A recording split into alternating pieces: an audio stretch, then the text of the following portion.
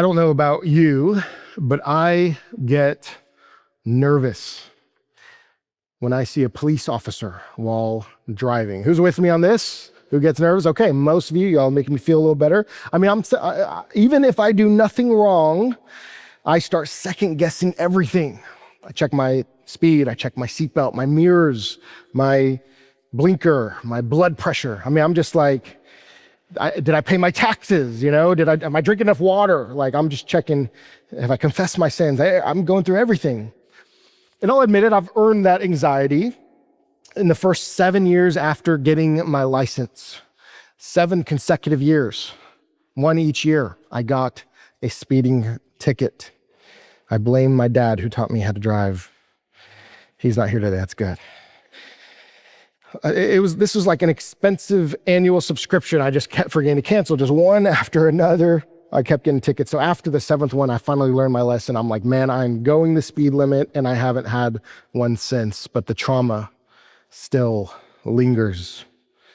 So a few weeks ago, I took our church staff on a city tour with our mayor, Johnny Christ. And man, it was really cool.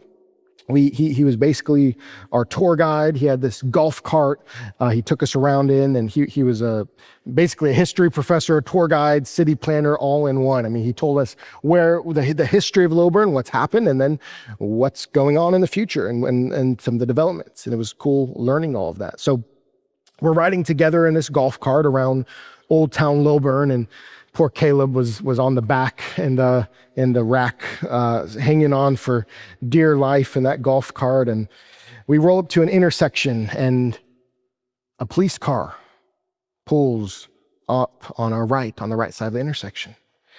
And so instinctively, of course, my shoulders start to tense. Is Caleb allowed to ride back there like that? Did the mayor come to a complete stop? Is this golf cart even street legal? You know, I'm starting to question everything. And then it gets worse. I'm like eyeing the police officer. We start turning into the intersection. The mayor's driving us, and as he turns, he comes right next to the police car in the middle of coming out of the intersection to her side. And he starts slowing down the golf cart. He's stopping in the middle of an intersection. I'm going, what is he doing? He's like there's an officer right there. Doesn't he see it? And she has her window down, and he yells something to her. He calls her by name, and he says something and makes her laugh, and then he speeds up and drives off. And that's when it hit me. The mayor is my driver. He knows the officer. He's basically their boss. And I realize I don't have to stress, not because the situation changed, but because of who was leading me through it. And in Psalm chapter 23, the poet King David expresses a similar confidence. Look with me. You're likely familiar with the first verse of this psalm. It says this, Psalm 23, verse 1. Read with me those first 5 words. Ready? The Lord is my shepherd. Read with me one more time. Ready? The Lord is my shepherd. David here isn't just making a poetic statement. He's making a very personal statement. The Lord is my shepherd. This is a man who had slain giants, fought lions, commanded armies as king, but in the end, David says, his confidence wasn't in himself, it was in the one leading him. Of course, David had been a shepherd himself.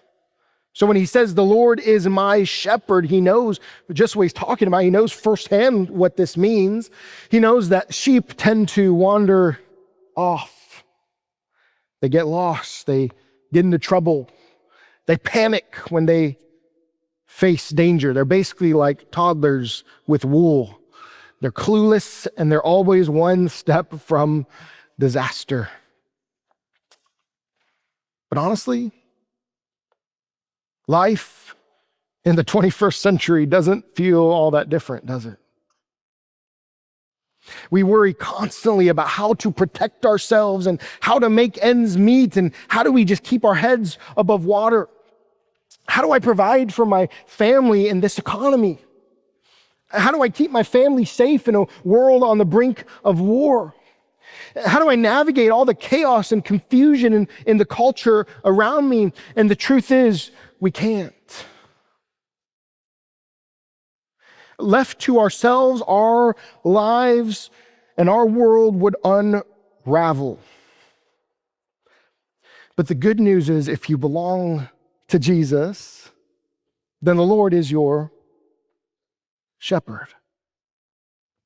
And because he's your shepherd, we can rest in his presence. Not because life is easy, but because he is leading you through it. So as we walk through this psalm today, Psalm 23, notice with me 3 reasons you can rest in God's presence, even when life feels anything but restful. Number 1, we can rest in God's presence because he provides for what we need. He provides for what we need. Look with me in verse 1 again. The Lord is my shepherd. I lack nothing. He makes me lie down in green pastures. He leads me beside quiet waters. He refreshes my soul. He guides me along the right paths for his name's sake. Now, if you grew up with the King James Bible like me, you've probably heard verse 1 this way. The Lord is my shepherd. How's it go? I shall not want. Of course, this doesn't mean that a Christian literally gets everything that they want. I want a Chick-fil-A sandwich today after church. But it's Sunday. I want a metabolism like I had in high school. But I don't need those things. What I need is to eat fewer Chick-fil-A sandwiches, probably. So this doesn't mean life is perfect or painless if God is your shepherd. The idea is if God is the one leading you and feeding you, you will lack for nothing. He's saying that in every season, the shepherd provides what is needed. Now, I love the first example David mentions. He says, he makes me what? What does he say? He makes me lie down. David thought, what is the thing in life I need most right now? I need a nap. He makes me lie down. The commentaries fail to mention this, but I'm sure that Solomon must have been a toddler when David wrote this psalm. I know it's in the Hebrew somewhere. But in all seriousness, sometimes what we need in life most is rest. Because if you're like me, you'll just keep going and until you're burned out, you're stressed out, you're running empty. Anybody with me on this? So the good shepherd, what does it say? He makes me lie down. It reminds me of when our kids were younger, when nap time meant war. They would fight to sleep like it was their full-time job. But as their parents, we knew the truth. They weren't being punished by being put down for a nap. They were being protected. They didn't need more sugar, more stimulation, more shows. They needed rest. So even when they didn't want it, we made them lie down. Why? Because we love them. And God does the same with us. He knows how to slow us down so he can fill us up. Sometimes he removes the noise or closes a door in our lives. Why? Not to punish us, but to provide what our souls actually need. See, when Jesus isn't our shepherd or when we forget that he is, our anthem in life starts to sound a little bit differently than this psalm, something more like this. The clock is my boss. I shall not rest. It makes me lie down only when I'm burnt out. It pushes me into anxiety. It drains my soul. It leads me into endless loops of hustle just to keep up. Even though I race from task to task, I will never feel caught up, for perfectionism is with me. Deadlines and the fear of falling behind, they hound me. They demand me more than I can give. They anoint my head with migraines. My to-do list overflows. Surely stress and burnout will follow me all the days of my life, and I will dwell in the land of overwhelm forever. If we're honest, that version might sometimes hit closer to home than David's version. For some, it's not the shepherd leading our lives, it's the schedule. And listen, if that's you today, then the good shepherd is calling. Come to me, he says. Jesus told us, he said, all who are weary and burdened, and I will give you rest. You don't need to earn his rest. You just need to come to him. You need to follow the shepherd.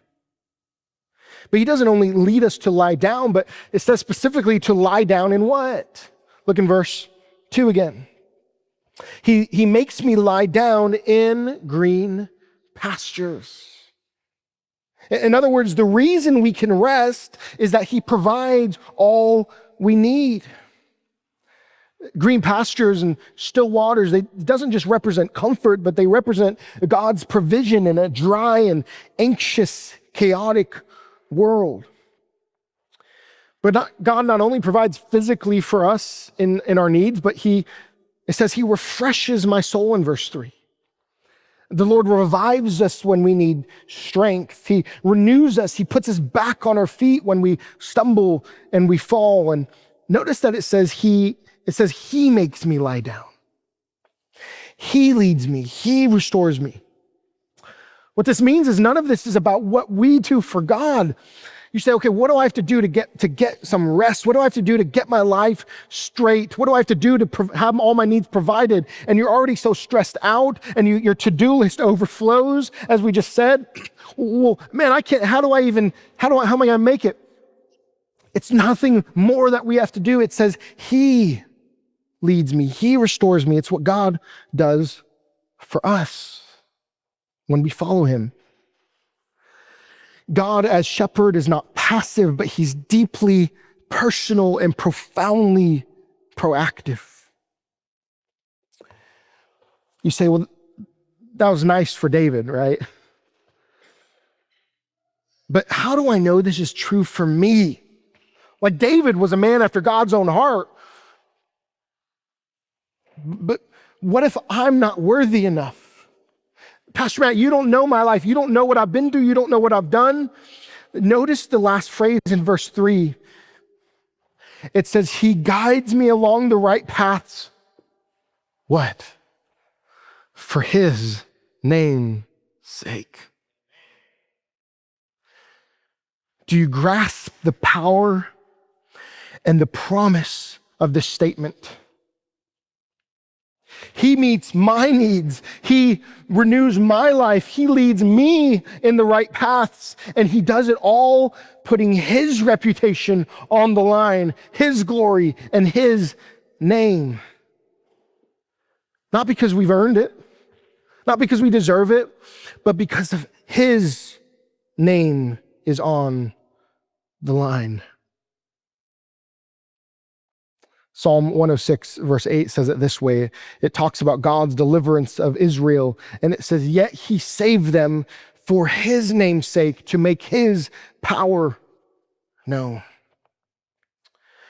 What this means is if the Lord is your shepherd, you say, I just don't know if I've done enough to follow him. I just don't know if I've done enough to kind of earn my rest. What this means is if the Lord is your shepherd, that means his glory is tied to your good. It means his faithfulness is your foundation, not what you have done to earn rest in him, to earn him providing for your needs. It means that whatever you're lacking right now, a job, a relationship, for some, maybe it's clarity for what's next. For some, it may be even just a reason to hope for the future. It means you can trust him. He will provide. It may not look the way you expected. It may not arrive when you wanted, but it will always be exactly what you need. So you can rest in his presence. Why? Because he provides for what we need. But then number two, because he protects us where we are. Look at verse 4 with me. He protects us where we are. It says, even though I walk through the darkest valley, I will fear no evil. For you are with me. Your rod and your staff, they comfort me. You prepare a table before me in the presence of my enemies. You anoint my head with oil. My cup overflows. Now, when we picture a shepherd with sheep, what do we picture? We picture verse 2, right? We picture green pastures, calm waters, maybe harp music playing in the background on Spotify. Then we get to verse 4. And suddenly the harp music cuts out. And now you're literally walking through the set of a horror movie in verse 4. I love the vivid imagery of the King James, if you're familiar with that. He says, even though I walk through the valley of the shadow of death. The Hebrew phrase literally means a place of deep darkness. It's more than just a scary moment he's describing here. He's describing a place where all hope feels lost, where you can't see what's next. You're looking in the future in your life and you don't know where to go. You're blind in a sense. It feels like God has gone silent. For David's original audience, this language would call to memory the wandering of Israel, the people of Israel through the wilderness after the Exodus. Jeremiah 2:6 describes that. It says, "Where is the Lord who brought us out of Egypt and led us through the barren wilderness?" And listen to the language, "through a land of deserts and ravines, a land of drought and utter darkness, a land where no one travels and no one lives." The idea is it's when we're going through a time that feels like death, a place where all hope seems lost, where even the light feels like darkness. And maybe you know what that valley feels like. Maybe as I'm describing this, you'd say, "Pastor Matt, I'm there now." Maybe it's a diagnosis that turned your world upside down. A marriage that feels beyond repair. The weight of depression where you can't even remember what joy felt like. Maybe it's the crushing and uncertainty of your future. David says, in that valley, I will fear no evil. Why? It's not because the valley isn't real. It's because the shepherd is. Look what he says next. For you are with me. This means that God is with us in those dark valleys. The darkness may be real, but the darkness is not in charge. The problem is we don't always believe that, do we? See, when you're in the dark, the nature of those dark valleys is it's hard to see the light. When things go bad, what do? We sometimes think, well, God must have forsaken me. God must have had abandoned me.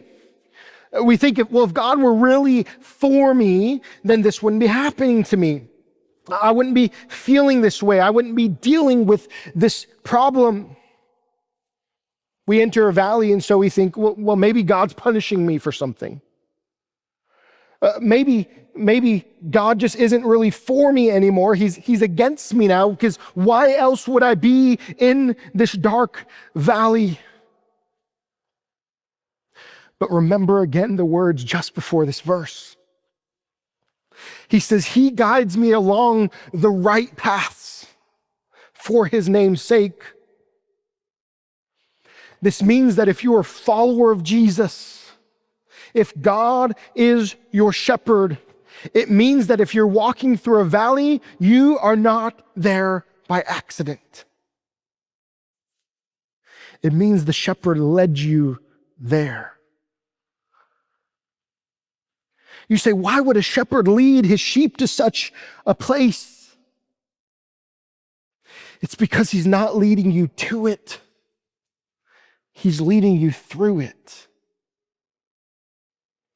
Because the shepherd knows that sometimes the only way to reach the greenest pastures is through the shadowy places. That the path through the valley is also it's one of the paths of righteousness in which God leads. See, he's not punishing you, he's preparing you. It means he's not cursing you. It means he's carrying you. And not only is he with us, but he proactively protects us in our valleys. David says, your rod and your staff, they comfort me in those valleys. The shepherd's rod was a heavy but short club, and it was used to fend off predators like wolves and snakes. So God protects us in our valleys from outside attack, but notice for David, his staff was comforting too. The staff was used for guiding and, yes, even correcting and disciplining the sheep when they would wander off track. See, sometimes God's protection doesn't always feel like protection. Sometimes it feels like interruption. In the moment when we're experiencing, it feels like pain. In the moment, the staff isn't always comfortable for the sheep. It might hurt when God pushes us out of harm's way. When he closes the door that we were so determined to walk through, and when he interrupts our plans that we had with something that we never saw coming, when he exposes sin that we were trying to hide, when he uses a painful moment or season to pull us back to himself.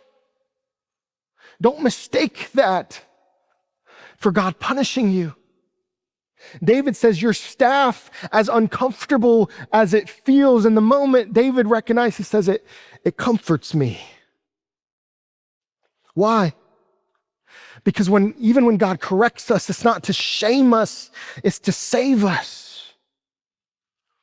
Sometimes God, he hurts us to heal us.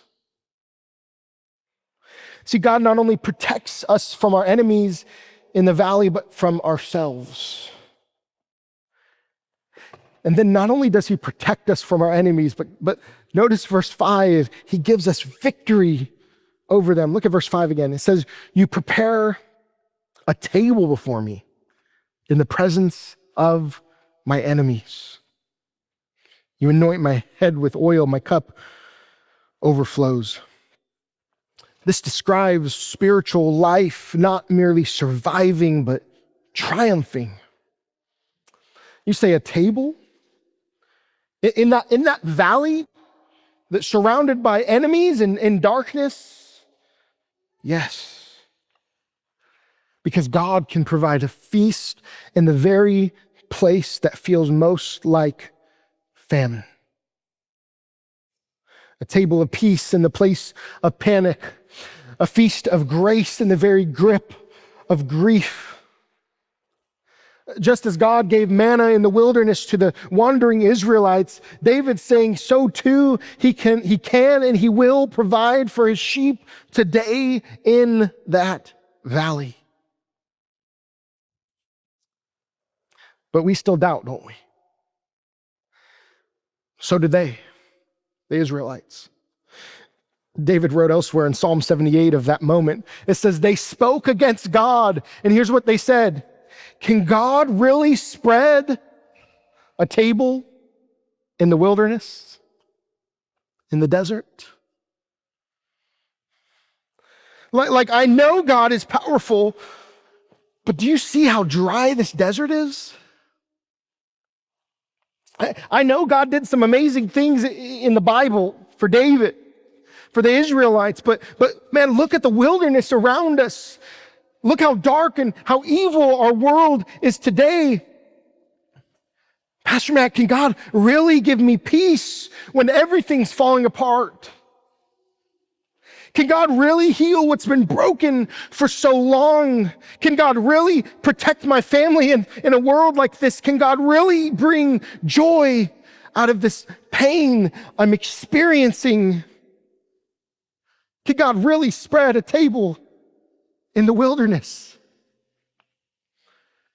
Yes. Yes, he can.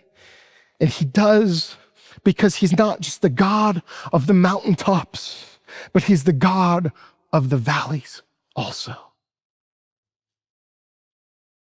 He's not just the God of the promised land. He's the God who prepares a table in the desert. Even in the dark, even in the danger, means God is working even when we can't see it because it's dark. God is protecting, he's preparing, and he's providing. He anoints our heads with oil. In the ancient world, shepherds would pour oil on the sheep's heads to keep away flies and pests that could burrow into their skin and cause a torment and pain for the sheep. This was a protection, something that might irritate, infect, or destroy. Yet this language of oil being poured on the head was also a symbol in ancient Jewish culture of good hospitality, of honor, of luxury and plenty. So he says, not only do I have safety into his presence, but David says, my cup overflows. That's a picture of more than just survival. It's a picture of abundance. And remember, he's speaking about the valleys. He's saying God doesn't just help you get by, but he can overflow your life with grace, not even just enough for today, but enough to spill over into the lives of others. He welcomes you to his banquet table, not as a servant, but as his own child. Even in the darkest of valleys, when danger is close, he says, in the presence of your enemies, he offers you a peace and protection that doesn't even make sense. As New Testament tells us, a peace that passes all understanding. A joy that your circumstances can't take away, a cup that the world can't empty. We can rest in God's presence because he protects us where we are. But number 3, because he preserves us as we go. David ends this psalm not with a question mark, but with an exclamation point. Look at verse 6. He says, surely your goodness and love will what? Follow me. You guys with me? Surely your goodness and love will what? Follow me all the days of my life. And I will dwell in the house of the Lord forever. The word follow here is actually a lot stronger than it sounds. In fact, it's the same word used for when an army pursues or follows its enemies. David is saying this God's goodness and God's love, his mercy, they're not just tagging along behind me. He says they're relentlessly pursuing me all the days of my life, as we just sang a moment ago. Now, this is a bold statement, especially coming from David. You say, man, well, this sounds like David's just had a good life. I mean, he's just been on that mountaintop. No, this comes from a man who walked through scandal, heartbreak, betrayal. He wrestled with depression, guilt, grief. He literally had a king of his own country following him, literally following him through the wilderness with an army to kill him for months, years at a time. That's what was following David. Literally for doing nothing wrong, for being faithful to God. He had wrestled with, he had seen the valley, he had felt the weight of failure, and yet he was convinced God's goodness and God's love are chasing me. See, because it's not because David was always faithful. It's because God is. Not because life was easy always, but because God never left. Notice he says, all the days of my life. Not just some, not just the mountaintop days,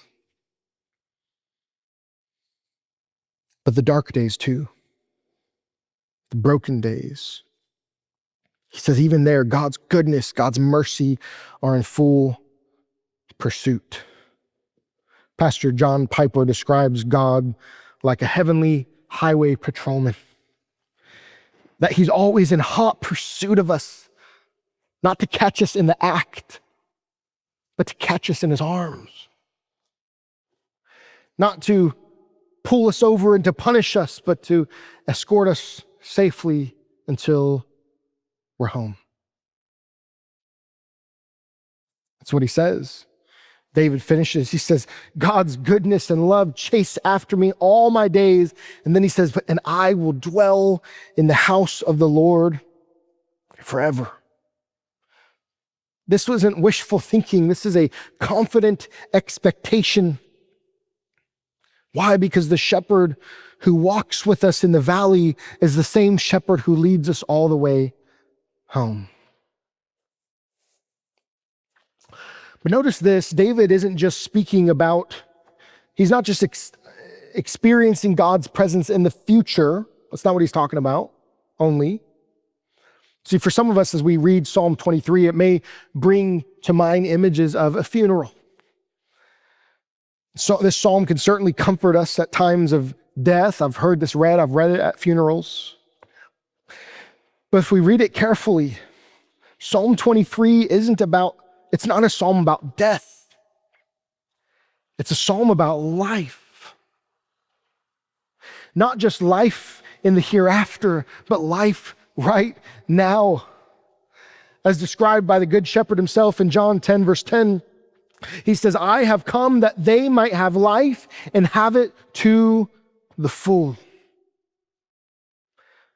Thriving in the presence and protection of the shepherd. You know this about me probably already if you've been around, heard my sermon illustrations, but I am a full-on Disney dad.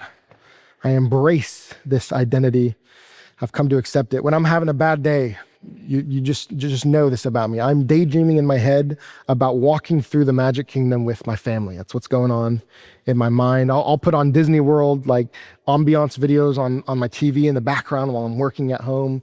I mean, it's my happy place. And one of the reasons I love Disney so much compared to other theme parks is that they're masters of immersion.